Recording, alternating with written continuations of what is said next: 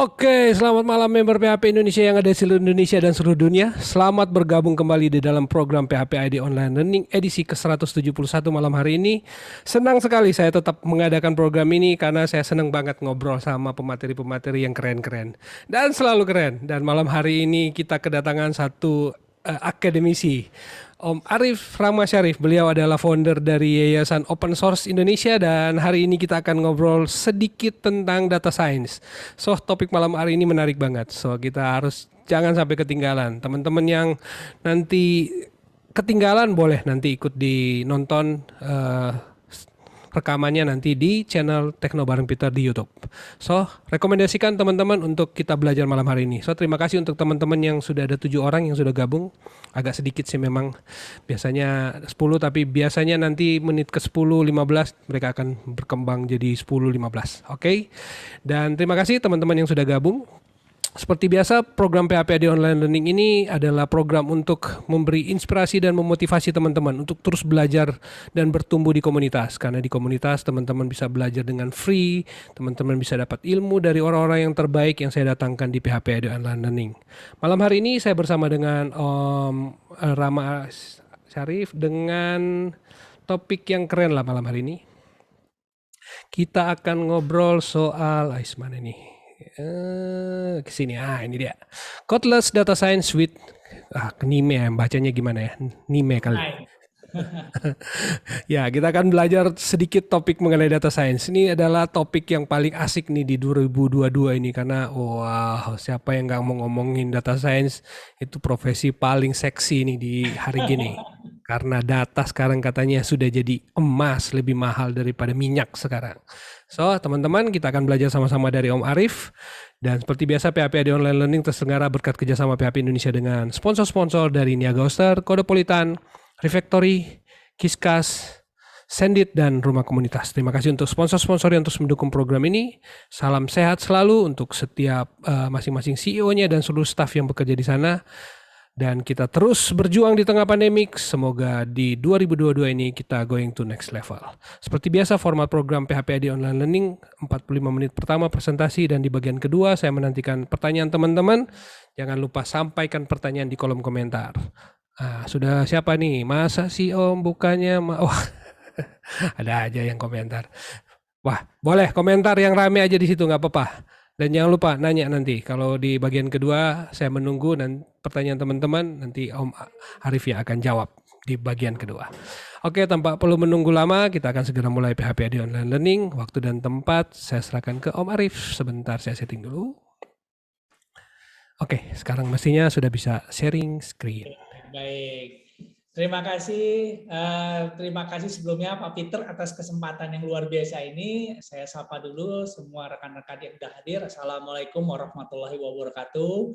Selamat malam Pak Peter dan rekan-rekan semua. Alhamdulillah hari ini saya dikasih kesempatan untuk berdiskusi lah bersama mengenai Codeless Data Science with Nime. Jadi ada tantangan di sebelumnya saya perkenalkan diri dulu. Izin share screen Pak Peter ya. Oke. Nah, ini nama saya Arif Rahma Syarif. Saat ini saya bekerja di PT Prima sebagai staf ahli bidang IT di PT Prima Armada Raya, salah satu dari unit usaha dari Patra Jasa. Kemudian pulang bekerja, saya menjadi seorang dosen di Universitas Nusa Mandiri dan Universitas Bina Sarana Informatika atau BSI. Kemudian ini experience saya di bidang data sejak tahun 2015 dan yang paling lama adalah menjadi IT Infrastruktur Corporate Manager dari 2006 sampai 2019 di Marta Tilar Group. Nah, pendidikan saya menjalani S3 saya di Malaysia, S2 saya di Indonesia di Nusa Mandiri, dan S1 saya di Universitas Gunadarma tahun 95-99. Sertifikasi saya untuk bidang open source, cloud computing, kemudian data bisa dilihat lisensinya dan ada di LinkedIn. Ini salah satu hal yang menarik. Jadi saya juga mendirikan sejak tahun 2015 mendirikan Yayasan Komunitas Open Source, di mana yayasan ini awalnya di tahun 2015 memberikan pendidikan dasar IT secara gratis kepada mahasiswa-mahasiswa yang saya ajar. Dan hal ini menjadi terus berkembang sehingga pada akhirnya Yayasan Komunitas Open Source memiliki lokasi yang lebih representatif untuk belajar di daerah Jatiwaringin. Jadi kalau rekan-rekan mudah-mudahan kondisi sudah berjalan baik, kita dapat offline atau nanti PHPID akan mengadakan bootcamp data secara offline, maka rekan-rekan bisa searching di Google Map Yayasan Komunitas Open Source. Kemudian saya juga ada channel YouTube, ya channel YouTube sederhana tentang channel YouTube tentang playlist tentang NIME dan Google Cloud. Saya juga baru buat video tentang Ansible, tentang otomatisasi IT di bidang infrastruktur. Nah ini YouTube sederhana lah. Saya kebanyakan bukan membuat materi, tapi saya memberikan gambaran penerapan apa yang sebenarnya sudah atau dapat kita pelajari secara gratis. Contohnya adalah NIME. NIME ini adalah software di mana waktu awal saya belajar dulu itu berpikiran seorang data scientist itu harus coding. Itu pemahamannya menurut saya juga harus dihindari lah. Kalau nggak bisa coding, nggak bisa jadi data science. Nah ini juga jadi pertanyaan. Saya juga belajar tentang Python. Jadi nanti akan saya tunjukkan beberapa perbedaan. Saya juga belajar tentang Python. Tapi pertanyaannya adalah, kalau orang tidak bisa coding, apakah dia tidak bisa menganalisa datanya? Apakah seseorang tidak dapat menjadi seorang data scientist? NIME itu adalah software tools, dan ini bukan software kacang-kacangan ya. Silakan nanti di searching, dilihat referensinya. Dan NIME ini open source, artinya apa? Kita download, kita pakai tanpa biaya apapun sama sekali. Nah, terus pertanyaan besarnya, kalau software ini gratis, keuntungannya dari mana? Nah, sama itu pertanyaan besar. Waktu pada saat Linux itu keluar, sama. Saya mulai belajar Linux di tahun 2000-an. 2022, 2021 itu mulai belajar Linux. Gratis softwarenya. Dulu operating system yang lain bayar loh, bayangkan lisensinya, udah bayar lisensi, pakai aplikasinya lisensi, ada antivirusnya lisensi, tapi kenyataannya masih kena virus. Oh, bayangkan. Tapi Linux gratis, disebar sebanyak-banyaknya, digunakan secara gratis. Loh, untungnya dari mana? Nah, untungnya dari mana? Kita lihat saja, Linux sendiri diciptakan oleh Linus Torvalds. Tapi bukan berarti kalau di searching di Google, Linus Torvalds gara-gara menyebarkan Linux jatuh miskin. Enggak. Atau tiba-tiba Linus Torvalds tidak dapat pekerjaan. Silahkan lihat, pencipta Linux sendiri yang menyebarkannya itu malah sekarang posisinya baik. NIME juga seperti ini. Loh, kalau ini gratis, dananya dari mana? Kita nggak perlu pikirkan itu. Yang kita pikirkan adalah kalau saya nggak bisa coding, saya nggak bisa SQL, tapi saya cuma bisa klik drag. Jadi data scientist bisa nggak? Bisa.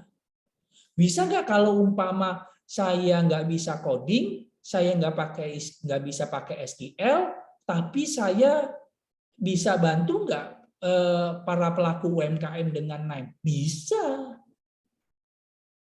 Bisa. Kenapa? Karena ini free, dan yang paling penting adalah bisa dilihat kalau ini adalah tinggal di-download, dan yang paling penting adalah docs9.com. Dokumentasinya sangat-sangat lengkap dari basic sampai ke arah advance. Lengkap. Tinggal duduk, tinggal baca. YouTube channelnya juga ada, tinggal dipelajari, diikuti. YouTube channel yang saya buat ini hanya penerapannya saja, bukan materi satu demi satu. Kenapa? Saya sangat percaya bahwa sebenarnya membaca itu jauh lebih penting dibandingkan dengan menonton sebuah YouTube channel. Walaupun saya punya YouTube channel, bisa dilihat di sini. Detail, sangat detail. Biasanya bootcamp yang saya adakan itu biasanya memakan waktu hampir 5 hari lah minimal. Itu dasar banget lah. Belum ada use case, belum ada analitik yang lebih dalam, itu kira-kira 3 sampai 5 hari. Dan karena ini keterbatasan waktu, saya hanya memotivasi rekan-rekan coba download, kemudian dipelajari satu-satu.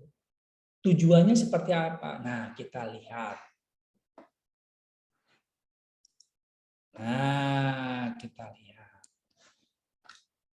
Oke, saya punya sebuah data. Kita lihat. Ada data penjualan. Nah, penjualan.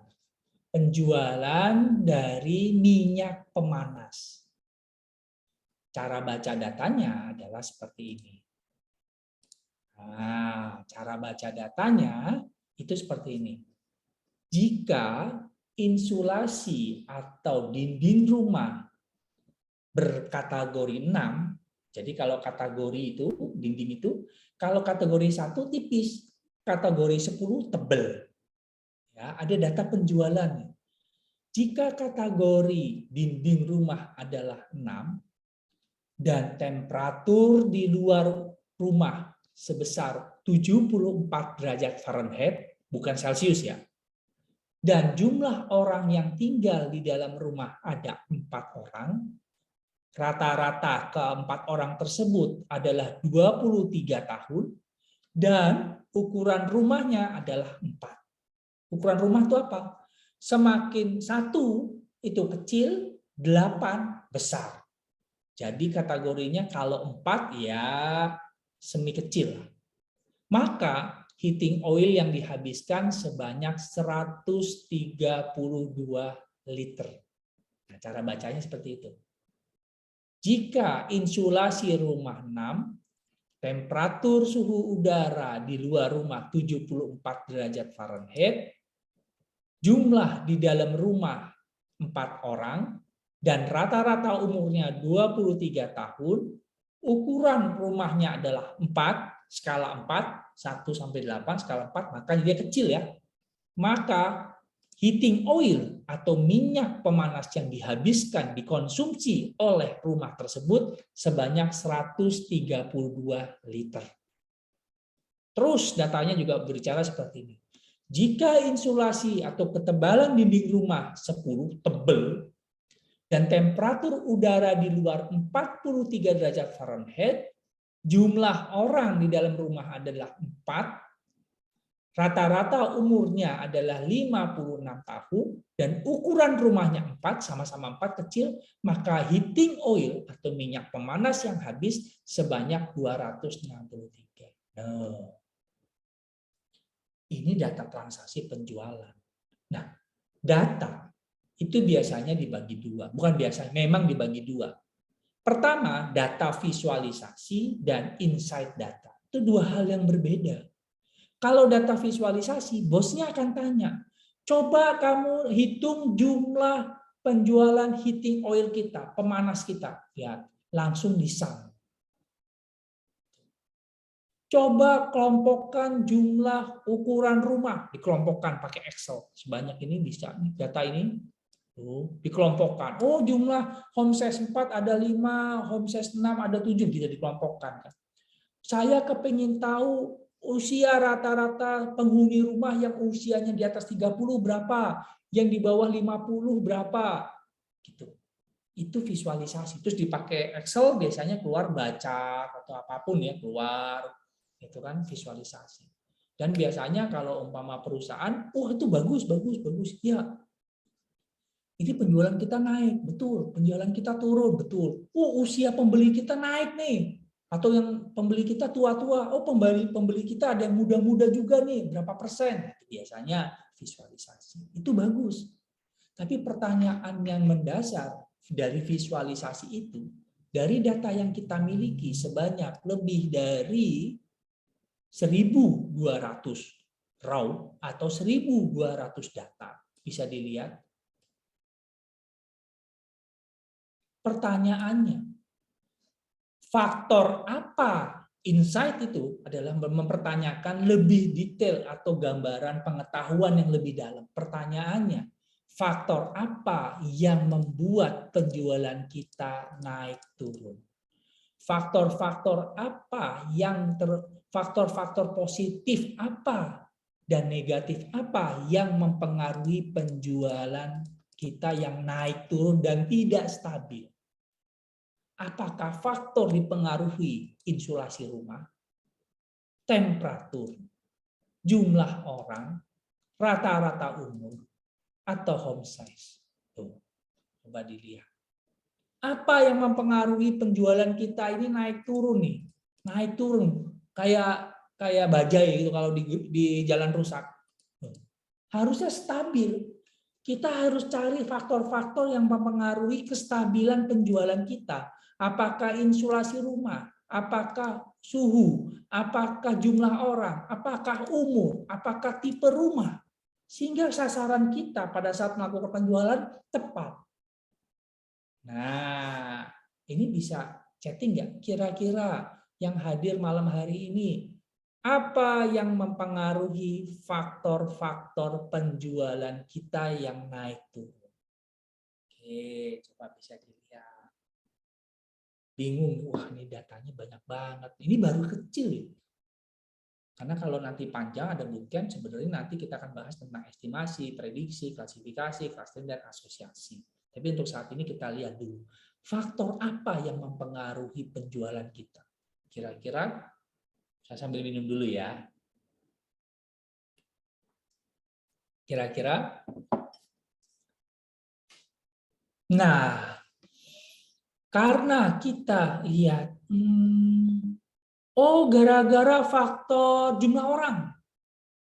Ini asumsi atau data. Faktor temperatur yang mempengaruhi penjualan kita naik turun. Nah, ini asumsi atau data.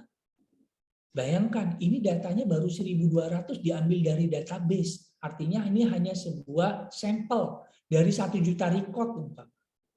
Apa yang membuatnya ini? Nah, kita harus punya tools untuk membantu kita untuk mendapatkan insight. Bukan hanya visualisasi, tapi insight. Nah, masuk ke NIME. Datanya sama. Ini tinggal drag and drop. Ini yang udah jadi. Jadi kita bisa lihat ya simulasinya. Jadi kita buat baru. File. New. Kemudian kita namanya workflow. Ini namanya workflow. Jadi yang udah jadi itu workflow. NIME itu di sini tempat kita menyimpan workflow. Ini ada rekomendasi tentang apa node setelahnya yang kita buat. Nah, ini adalah node repository.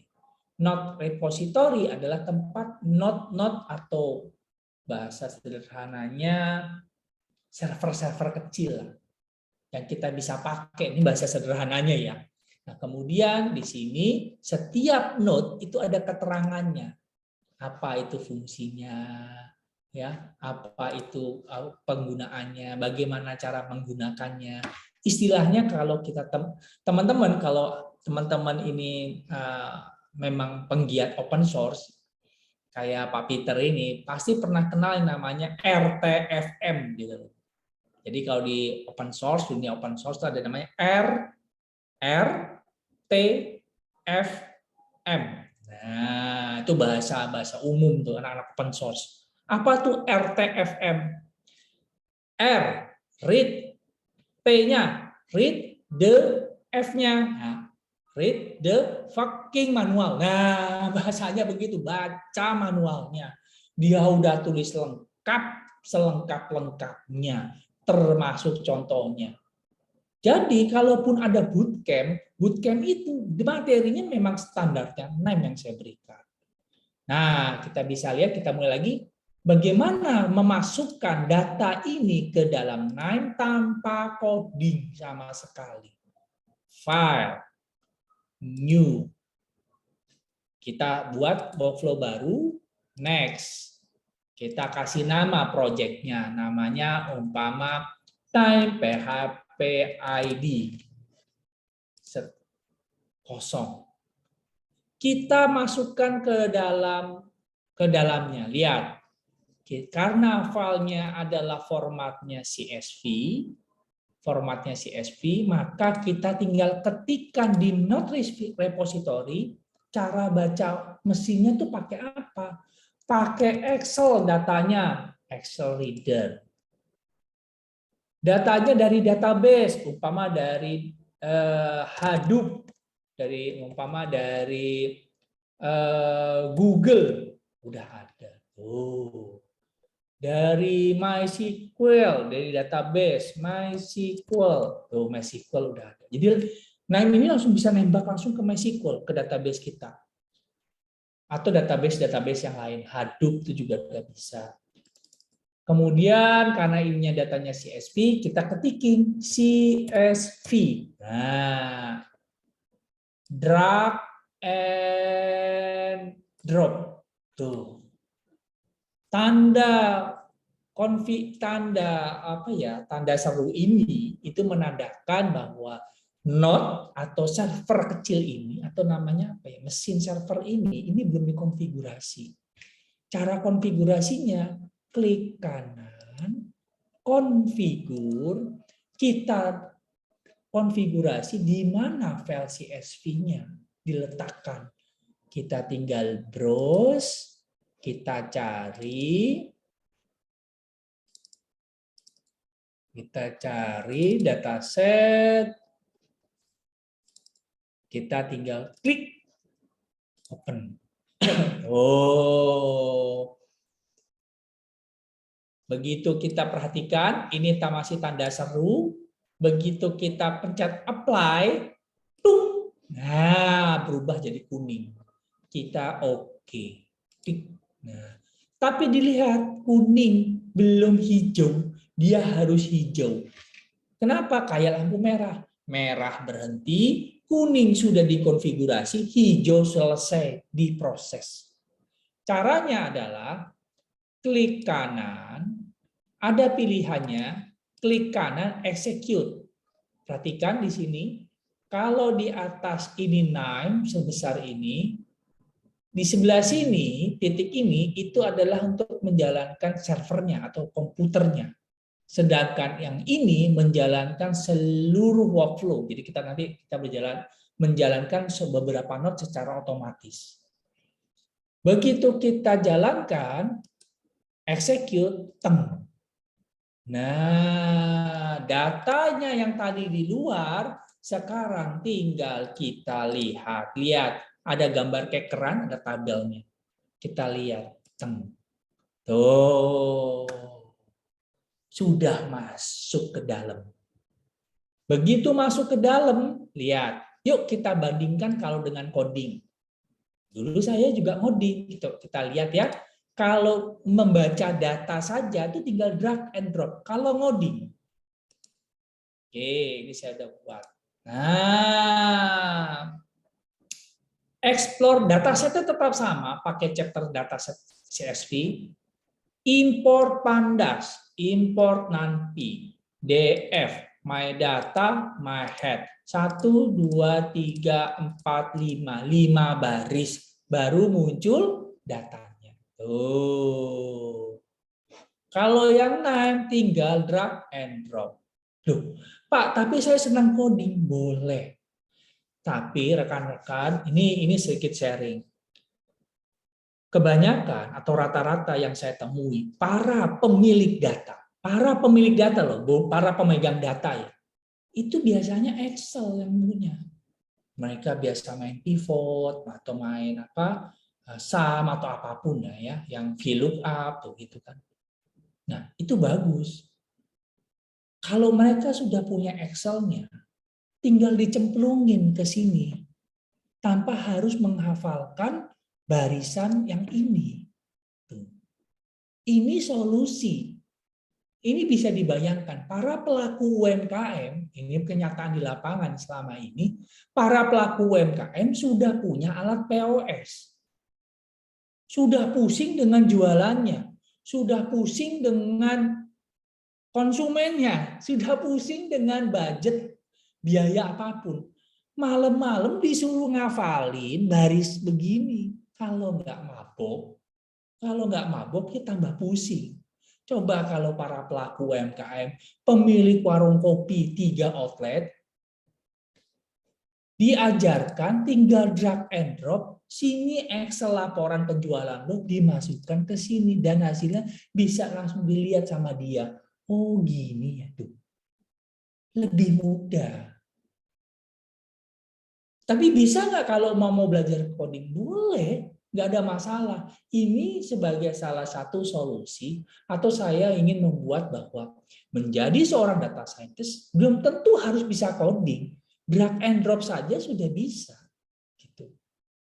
Lapangan pekerjaannya ada nggak nih? Nah, silahkan nanti lihat di LinkedIn saya atau di sosial media saya implementasi atau materi-materi mengenai NIME yang saya ajarkan ke beberapa perusahaan, kementerian, BUMN, dan swasta. Silakan nanti bisa dilihat. Dan beberapa portfolio saya juga publish di sosial media, tapi tanpa data asli. Ini nggak boleh. Jadi data asli itu tidak boleh dipublish di sosial media. Yang boleh dipublish adalah algoritma dan metodologi. Nah, gitu. Itu dua hal yang karena umum di kampus juga diberikan hal-hal seperti ini. Oke, kita kembali ke materi ini. Jadi pertanyaannya kembali, faktor apa yang mempengaruhi penjualan minyak pemanas kita yang naik turun kayak bajai ini? Tuh lihat. Apakah rumah? Apakah umum? Apakah insulasi? Atau apakah temperatur? Nah ini. Tebak-tebak buah manggis. Saya lihat ini Pak kelihatannya nih, atau kelihatannya ini. Loh, ini asumsi atau data? Kan gitu. Tapi lihat, setelah dapat kita tinggal buat namanya dalam science atau dalam statistik kita bilang dengan namanya rank correlation. Tuh, rank correlation statistiknya. Taruh sini. Tuh. Nah, ini ada kepala, ini ada ekor. Disambungin. Tuh. Nah, tandanya kuning. Oke. Klik kanan, konfigur. Oke. Correlation type, nanti ini mungkin waktunya nggak bisa panjang. Correlation type itu ada berbagai macam algoritma. Tapi kita pakai namanya Spearman Rule. Nah, kita lihat. Apakah yang mempengaruhi faktor-faktor apa yang faktor-faktor positif apa, faktor-faktor positif dan negatif apa yang berpengaruh terhadap penjualan kita. Ingat, heating oil, insulation, temperatur, jumlah orang, rata-rata umur itu hanya sebuah objek penelitian. Heating oil bisa diganti dengan oli, bisa diganti dengan hijab. Faktor-faktor apa yang mempengaruhi penjualan hijab kita? Apakah umur, gender, kemudian berkeluarga atau tidak, itu macam-macam. Faktor apa yang mempengaruhi penjualan omset kopi Arabica kita? Umur, gender, pendidikan atau apapun. Nah, ini bisa dilihat. Oke. Perhatikan, begitu dia tanda masih seru, kita apply. Ting. Nah, kuning. Merah, kuning, hijau. Merah artinya berhenti, belum dikonfigur. Kuning siap-siap, udah mencolot datanya itu di dalam komputernya, tapi belum dijalani. Begitu kita oke, nah kita jalankan. Tuh. Nah, selesai hijau. Nah, perhatikan ya teman-teman ya. Ini kalau saya riset, klik. Oke. Tadi kan saya pencet yang ini satu-satu. Kalau mau menjalankan secara otomatis, semua notnya lihat. Oh, selesai. Dengan ini kita perhatikan, kita balik dulu ke Python-nya. Yuk, kita lihat. Nah, setelah datanya ini dilihat, ya, tuh, Dev core correlation keluar hasilnya sama. faktor-faktor yang mempengaruhi kelihatan. Ngafalin DevCore, apa ya? Udah ngafalin. Visualisasinya kelihatan. Padahal dengan ini, nah tinggal drag and drop, nggak usah ngoding. Kelihatan hasilnya, lihat. Ada 2 sekarang. Kalau note yang ini cuma ada 1, kekerannya. Kalau yang note yang sebelah sini ada 2, kekeran tanpa tabel. Artinya apa? Perhatikan. Kalau kita buka, nah kita lihat tuh. Ini udah datanya tuh, persis sama. Nah, kita lihat. Cara baca datanya yang paling mudah kita lihat dari sini. Faktor-faktor positif. Jadi gini, correlation itu ada 2. Nilainya dari 0, kalau dia sampai 1 positif, itu semakin kuat korelasinya. Makanya di sini yang warna biru terang itu positif. Yang 0 sampai -1 itu merah. Itu artinya faktor negatif. Artinya apa? Seperti ini. Coba kita perhatikan. Penjualan heating oil dipengaruhi oleh faktor berkorelasi. Penjualan heating oil berkorelasi positif dengan apa? Kita lihat karena dia positif, warnanya biru terang, maka penjualan heating oil berkorelasi dengan positif dengan insulasi dan jangan baca heating oil, kan sama-sama heating oil. Insulasi dan rata-rata umur. Oh, jadi kalau bos kita tanya, apa yang membuat penjualan kita naik turun? Dari data yang saya dapat, Pak, bahwa penjualan heating oil kita berkorelasi positif dengan insulasi dan average umur. Sedangkan korelasi negatifnya adalah temperatur. Tuh, bacanya di sini ya, dari kiri ke arah kanan. Nih dia. Loh, ini maksudnya apa? Kalau korelasinya positif, korelasinya negatif apa? Nah, korelasi negatif. Penjualan heating oil kita akan meningkat berkorelasi dengan turunnya suhu udara. Tuh. Sedangkan penjualan heating oil kita berkorelasi positif dengan ketebalan insulasi rumah dan semakin meningkatnya umur para penghuni rumah. Oh, kesimpulannya, berjualanlah di musim dingin di rumah-rumah panti jompo yang memiliki ketebalan dinding paling tebal. Tuh, gitu. Ini baru insight.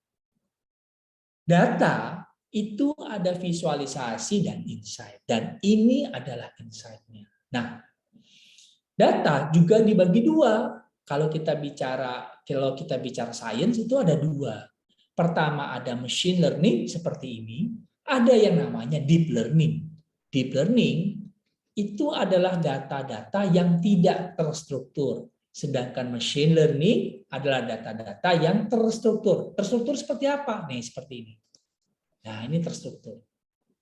Jadi ada kolom-kolomnya, ada tabel-tabel itu terstruktur.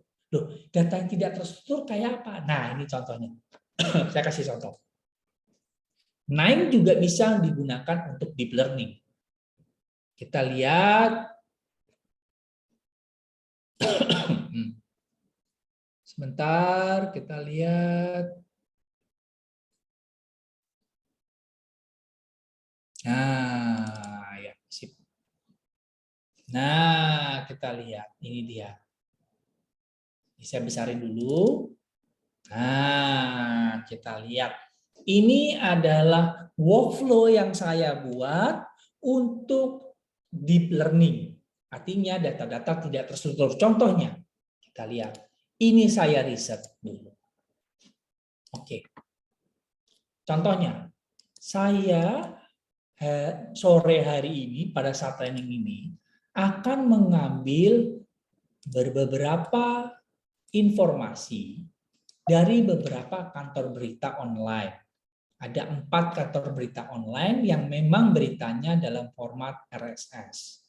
Nah, oke, kita lihat. Kantor berita ini nulis nih di websitenya, oh tentang berita ini, berita ini, berita ini, berita ini. Nah, kita kepengen tahu nih, kira-kira yang sedang hit itu dari 4 kantor berita itu apa? Nah, kalau kita pencet gambar yang ini, itu gambarnya cuma 1 not. Contoh, cuma 1. Masa kita satu-satu? Wah, modar kalau ininya banyak. Kita tinggal pencet gambar ini, jalan sendiri dia. Kita tungguin apa sih beritanya ya, coba kita tungguin hasilnya. Lagi proses. Oke.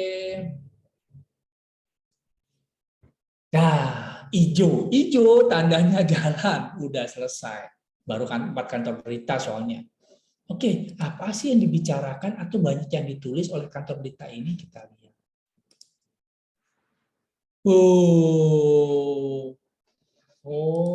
Ini tuh.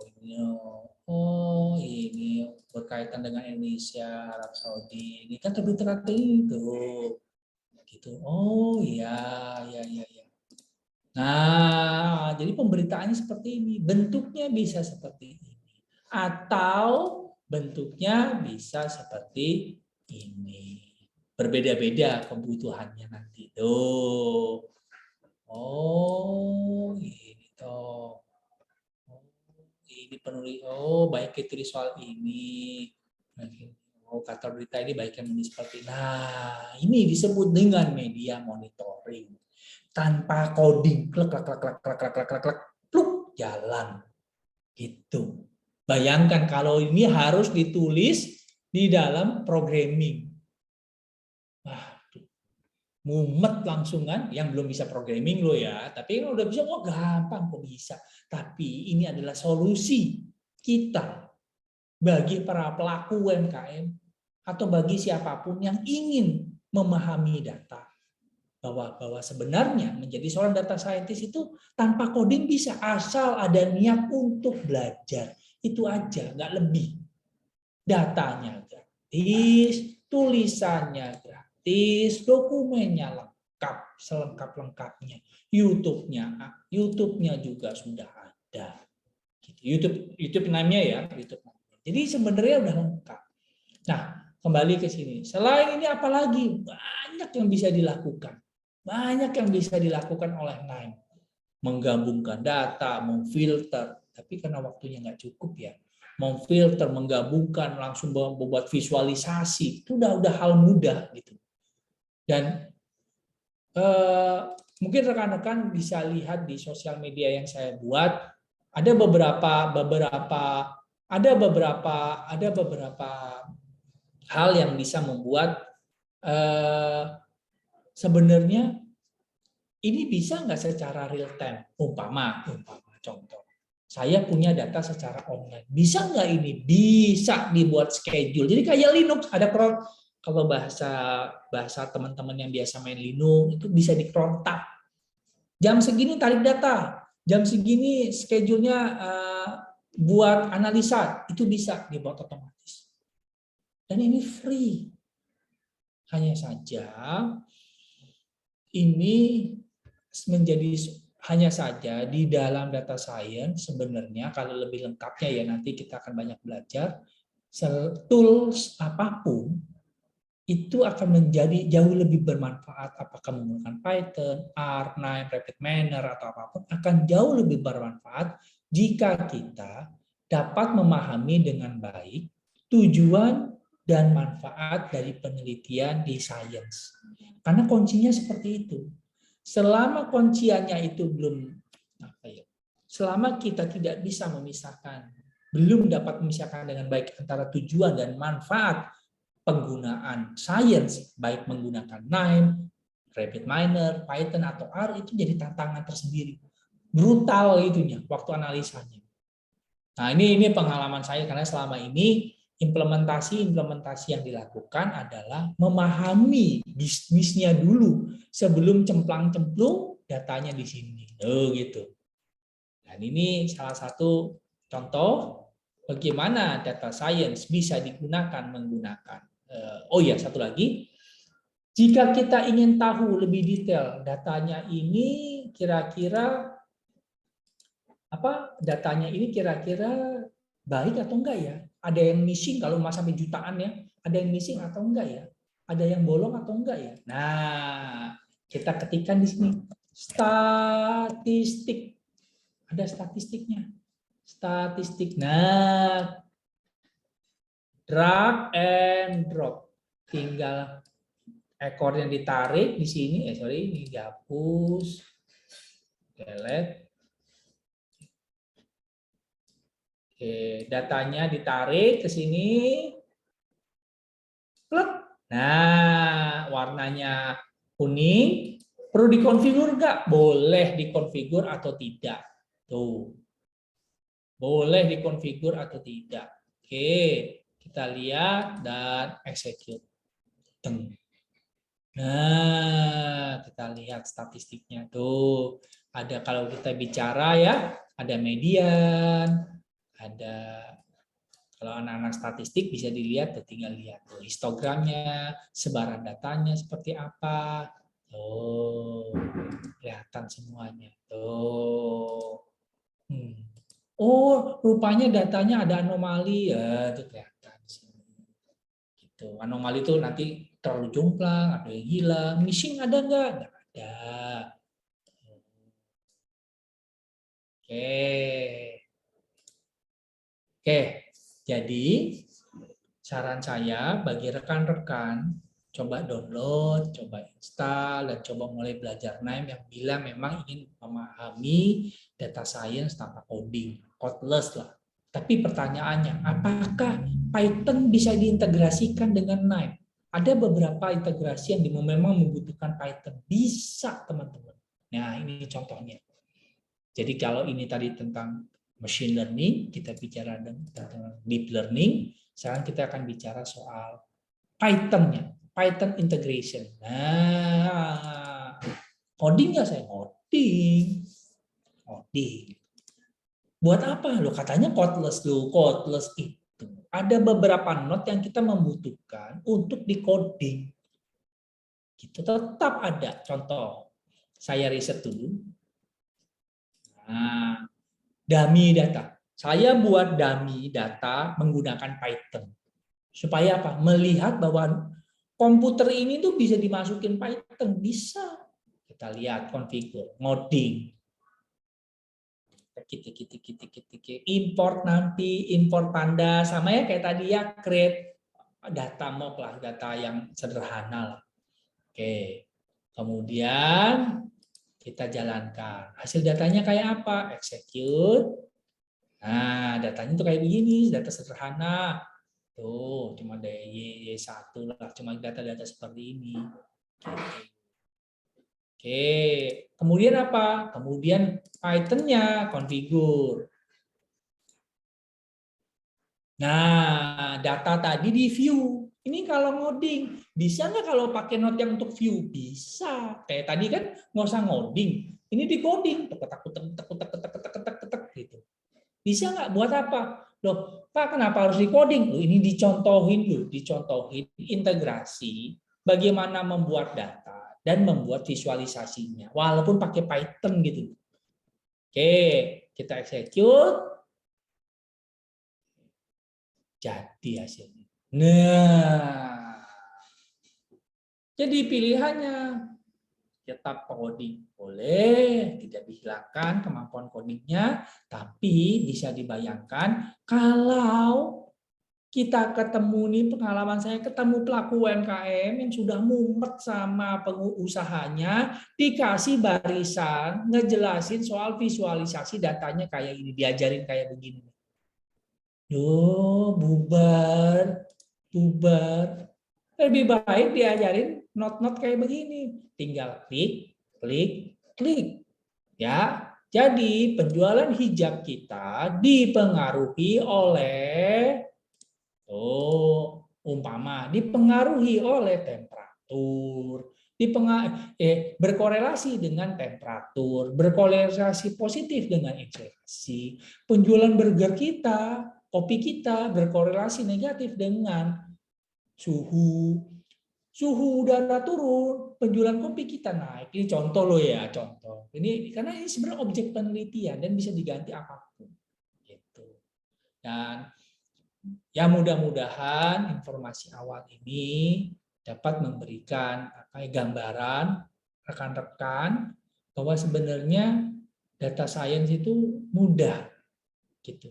Hanya dibutuhkan niat untuk belajar. Nanti mudah-mudahan lah kondisi berjalan normal, nanti PHP ID bisa mengadakan offline data science, bootcamp data science, yang tentunya nanti bisa diikuti teman-teman secara offline. Karena online bisa nggak? Bisa, cuma nggak greget gitu loh. Nggak greget ya, nggak tahu ya, tapi saya nggak greget. Ngajar offline, online pun saya juga ini kadang-kadang mohon maaf ya, kadang-kadang saya juga ngajar yang mungkin ada usianya, Pak. Ini Pak yang tulisannya wrong correlation, nggak ada wrong correlation di sini. Ya nggak ada Pak, Bapak nyarinya gini, harusnya nyarinya rank RANK, dia nyarinya RANG. Oh nggak ada nih, nggak ada, ya jelas nggak ada gitu loh. Nah ini interaktif ya, mudah-mudahan bisa offline lah di situasi yang alhamdulillah saat ini sudah mulai membaik. Jadi rekan-rekan, ini kita belajar tentang penggunaan machine learning menggunakan NIME, ini namanya machine learning. Ini kita belajar tentang deep learning sedikit, dan ini tentang integrasi Python. Gitu. Oke. Ini materi yang sederhana, jadi mohon maaf karena memang keterbatasan waktu ya. Jadi saya tidak bisa lebih detail karena memang kita harus belajar dulu mengenai apa itu tujuan dan manfaat, membedakan mencari tahu tujuan penggunaan dari machine learning, manfaatnya seperti apa. Ini materinya sangat panjang lah, gitu. Oke, baik. Saya kembalikan ke Pak Peter. Terima kasih. Masih ke mute, Pak. Kelihatannya masih ke mute. Pak, ke mute. Nggak dengar, Pak. Pak, ke mute. Mute. Sorry. Iya. Ini nih baru asik nih kalau belajar gini, kalau semua pemateri pada mengajarnya kayak gini, chicken soup for data science nih, semua orang bisa belajar dengan mudah. Mantul sekali. Oke deh. Nah, kita akan break sebentar. Om Arief bisa turun minum karena ada beberapa pesan yang mau lewat dulu. Sambil menunggu teman-teman menyampaikan pertanyaan. Jadi jangan lupa nanya nih, ada 14 orang nih. Tadi sempat 18, ini udah turun lagi. Oke. PHP Online Learning terselenggara berkat kerjasama PHP Indonesia dengan sponsor-sponsor, dalam hal ini dari Niagoster. Niagoster adalah perusahaan penyedia layanan web hosting yang berdiri sejak 2013 dengan misi membantu jutaan orang Indonesia untuk memaksimalkan potensi internet dengan memberikan mereka alat untuk belajar dan berkembang. Jangan ragu untuk memilih hosting Niaga Hoster karena Niaga Hoster menggunakan data center tier 4 untuk memastikan data kamu aman dan mudah diakses. Dari Sendit mana ya? Sendit adalah perusahaan fintech Indonesia yang menyediakan infrastruktur pembayaran untuk Indonesia. Sendit memproses pembayaran, membantu marketplace, menyederhanakan pembayaran, mengirimkan pembayaran dan pinjaman, mendeteksi penipuan, dan membantu bisnis bertumbuh secara eksponensial. Kami melayani dengan menyediakan API kelas dunia dan antarmuka dashboard yang memudahkan proses. Dan dari Kodepolitan.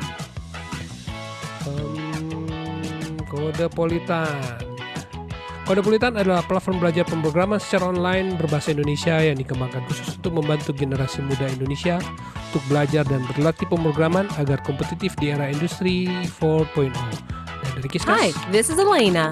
Elena found it really hard to handle customer inquiries. Her WhatsApp account can only be accessed from one device. This slows down her responses and lengthens the message queue. Elena has found a solution. WhatsApp Business API, where one WhatsApp number can be accessed by many devices simultaneously. Get the WhatsApp Business API via KissKiss multi-channel chat with many helpful features. Agent allocation. Distribute messages evenly to all agents. Human bot collaboration. Automatically redirects messages from chatbots to agents. Integration of channels. Access multiple communication channels from one dashboard. Analytics. Monitor agent performance and gain insights about consumers. Unlimited agents. Hundreds of agents can access the same dashboard. Provide the best service to your customers. Dan dari Refactory adalah perusahaan teknologi informasi yang berkomitmen untuk memberdayakan masyarakat dengan mengenalkan mereka terhadap dunia pemrograman, karena Indonesia adalah negeri besar dengan potensi sumber daya digital yang dapat berkontribusi dalam transformasi digital dunia. Terakhir dari Rumah Komunitas, mana nih? Rumah Komunitas adalah pelopor merchandise inovatif di Indonesia, menyediakan custom pakaian sesuai keinginan, berkualitas, dan tanpa minimum order. Oke, kita masuk ke sesi tanya jawab. Ada yang nanya nggak nih? Oh, sudah ada yang nanya. Kita masuk ke pertanyaan pertama dari Nur Hidayatullah. Tips dong Pak Arief, gimana caranya menentukan arah insight dari sekumpulan data? Seringnya ketika ada data kita bingung mau diapain. Jadinya cuma sekedar visualisasi untuk pemanis aja. Masih dibut. Terima kasih. Nah, ini sebenarnya saya ingin menjelaskan terlebih dahulu. Awalnya seperti ini. Saya izin share screen sebentar, Pak ya. Silakan.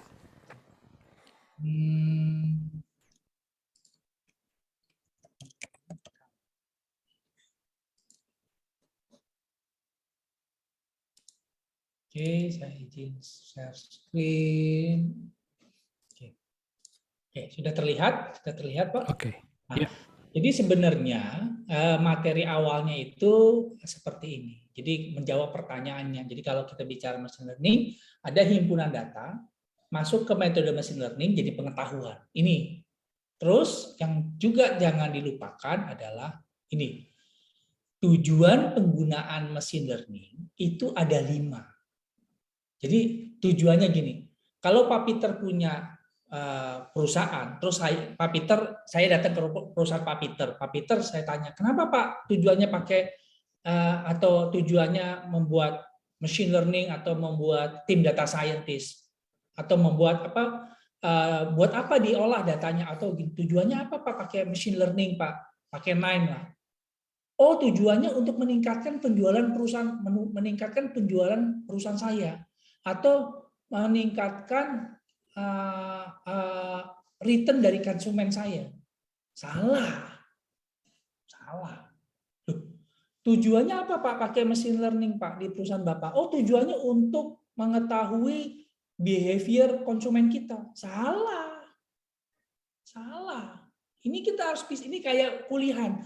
Dulu, ini saya sedikit sharing. Waktu saya di tesis itu dibimbing dengan Pak Romi Satrio Wahono. Silakan di YouTube channelnya. Di situ saya dibimbing oleh beliau. Saya ingat banget, selama saya tidak bisa memisahkan dua hal ini, saya nggak boleh lulus. Nggak dikasih nggak akan ditanda tangan. Jadi gini, tujuannya gini. Tujuan, begitu kita lihat dataset, maka kita masukkan. Karena tujuan ini itu akan membuat mesinnya berjalan. Contoh, begitu kita lihat dataset tadi, tujuannya adalah melakukan prediksi terhadap penjualan heating oil. Yang manfaatnya meningkatkan penjualan di perusahaan kami. Nah, gitu. Tujuan akan membuat model algoritma setelahnya. Dan tujuan adalah sesuatu yang bisa diukur oleh mesin. Sedangkan manfaat bukan sesuatu yang belum bisa langsung diukur. Contoh, Pak Peter, saya bisa minta data Bapak 6 bulan nggak tentang penjualan Bapak? Oh bisa, Pak Peter serahkan ke saya. Oke Pak, tujuannya saya adalah melakukan clustering pelanggan di perusahaan Pak Peter. Yang manfaatnya adalah mengetahui, bisa membuat konsumen itu datang kembali ke perusahaan Bapak. Karena kita bisa tahu klaster ini adalah klaster yang sering loyal, sehingga kita bisa tarik ke perusahaan Bapak lagi untuk membeli lagi. Lihat. Begitu tujuannya masuk ke clustering, maka algoritmanya langsung mengeluarkan nilai. Tapi manfaatnya itu belum tentu bisa diukur. Karena datanya itu 6 bulan saya dapat, maka manfaatnya baru dapat dihitung atau dirasakan di 6 bulan ke depan saat implementasinya berjalan. Nah, begitu bedanya. Jadi ini dua hal yang berbeda. Jangan datang-datang, oh saya punya data nih, kita tujuannya adalah membuat penjualan kita naik. Nggak bisa, mesin itu nggak bisa membuat itu. Itu adalah manfaat. Dan manfaat belum tentu belum bisa diukur di saat itu. Tujuan adalah sesuatu yang bisa diukur karena ada nilainya di algoritma di mesinnya. Tapi kalau manfaat belum bisa langsung diukur. Nah, gitu. Jadi kalau nanti Mbak Nur mau belajar, mungkin nanti dapat sesi yang lebih panjang lagi, kita akan belajar pelan-pelan dari dasar. Apa itu estimasi, apa itu prediksi, klasifikasi, clustering, dan asosiasi. Nanti belajarnya juga nanti bagaimana membuat report, belajar tentang metodologinya. Karena jangan brutal ngelihat dataset. Kalau teman-teman yang main data science itu ngelihat Kaggle istilahnya ya. Wah, jadi. Padahal bingung mau jadi apa ini nanti. Ya, gitu Pak Peter jawabannya, Pak. Ya, mudah-mudahan menjawab ya, Mbak Nur. Ini laki perempuan ya? Oh, perempuan kayaknya. Ya memang, wah ngomong-ngomong soal Om Romi Satyowono, berarti Om Arif udah kenyang ya diomel-omelin sama Om Saya pernah masuk bagian kemuda ya, karena nggak bisa memisahkan tujuan dan manfaat. Tapi itu terasa Pak Peter. Betul, itu terasa loh. Selama ini kita hanya dibuat hardcore. Ya kita harus coding, kita harus buat buat manipulasi, transformasi data, betul.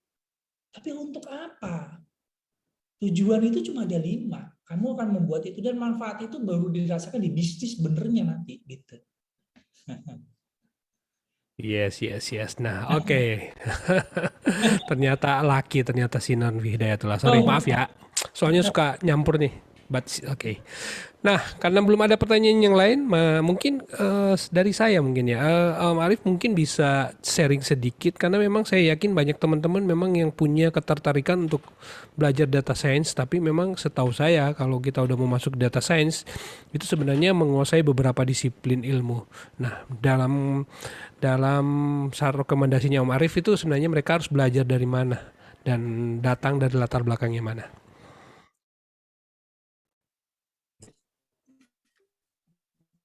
Oke, jadi ini juga pertanyaan yang menarik sih, jadi Pak Peter. Jadi ada yang bertanya, saya S1-nya tentang bisnis atau hukum. Memang kalau kita lihat di literasinya, memang data science akan banyak kuat itu di matematik, statistik. Hanya saja jangan lupa penerapannya itu justru lebih banyak ke bisnis. Sehingga manajemen dan bisnis juga harus mengetahuinya.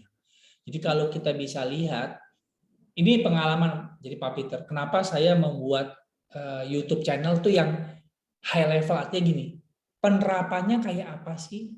Saya nggak dari dasar kalau belajarnya. Karena ini juga pengalaman saya pribadi Pak Peter, masuk kelas, ya nggak di kampus atau di waktu SMA itu, guru masuk, dosen masuk, itu menjelaskan dari dasar sehingga saya mikir ini jadi apa gitu ya. Maksudnya ini di dunia nyata di mana gitu loh ya. Di mana ini penerapannya.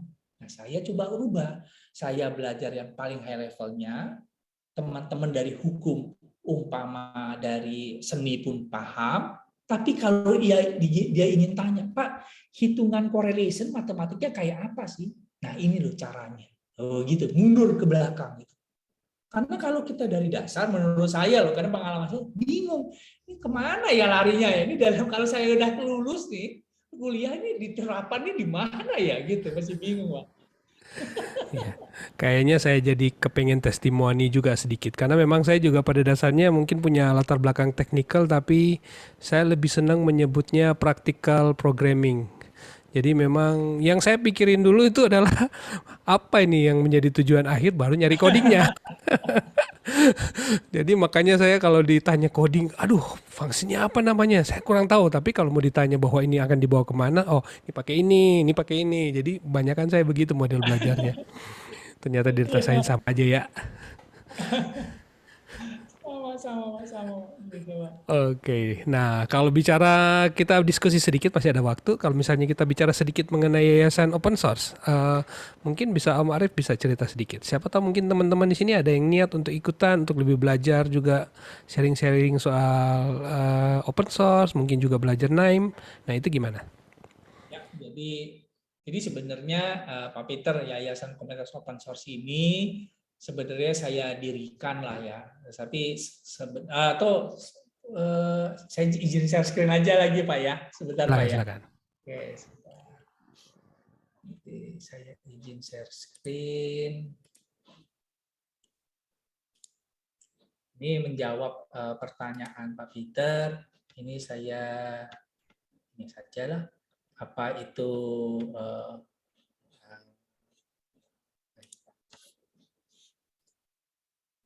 Arif Rama, dosen di sebuah universitas swasta di Jakarta, memberikan pelatihan ilmu data secara gratis. Seperti apa? Kita simak bersama sosok berikut ini.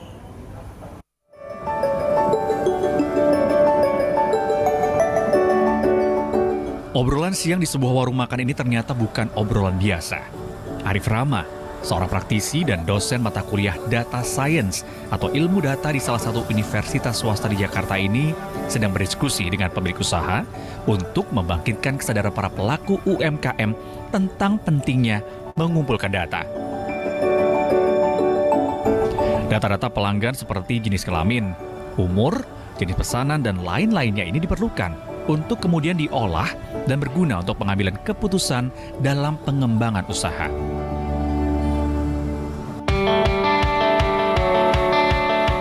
Sejak tahun 2015, Arif Rama mendirikan Yayasan Komunitas Open Source, sebuah tempat untuk belajar bersama ilmu data secara gratis. Sejak tahun 2015, saya memberikan pembelajaran gratis, khususnya kepada mahasiswa-mahasiswa yang saya ajar untuk mendapatkan pengetahuan lebih mengenai data science. Beberapa mahasiswa yang hadir di sini memang memiliki latar belakang ekonomi yang mungkin kurang baik. Beberapa mahasiswa didikannya berhasil menekuni bidang ilmu data dan mengubah kehidupannya. Belajar di sini tuh sangat menyenangkan. Kebetulan saya bertemu dengan Pak Arief di kampus. Metode pembelajaran yang saya dapat itu cukup menarik ya, dibandingin platform-platform kursus lainnya. Di mana kita konsepnya berbasis kekeluargaan, kita bisa sharing, kemudian kita bisa melakukan proyek bareng.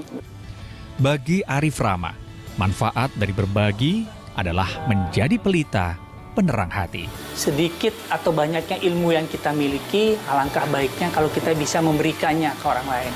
Karena sebenarnya ilmu yang bermanfaat adalah ilmu yang bermanfaat bagi orang lain. Seorang pria nekat mencuri tabung. Dari saya, Pak. Itu baru prinsip komunitas, karena itu adalah prinsip-prinsip yang kami jalankan juga di PHP Indonesia. Kita berbagi ilmu, kita berbagi cerita di sini, so teman-teman juga bisa belajar banyak. Wow, wonderful. Terima kasih banget nih Om Arief sudah jawab pertanyaan, dan kita mungkin masuk ke bagian ketiga karena waktu. Mungkin Om Arief mungkin punya kesimpulan atau semacam motivasi dan inspirasi buat pendengar penonton kita hari ini. Silakan. Ya, terima kasih Pak Peter. Jadi kepada rekan-rekan yang menonton aktivitas ini, saya yakinkan kembali bahwa sebenarnya mulai saat ini, sebenarnya dari sejak dulu dan masa depan, data adalah is new oil, betul yang disampaikan Pak Peter. Tugas kita adalah hanya untuk belajar, karena resources dari seluruh materi tersebut sudah ada di internet, dan kita hanya fokus untuk meluangkan sebagian waktu dan tenaga untuk belajar. Karena saya percaya, dan saya kalau dilihat di sosial media saya selalu menulis bahwa pendidikan yang baik dan positif diiringi dengan doa serta sholat adalah salah satu alat pemutus rantai kemiskinan.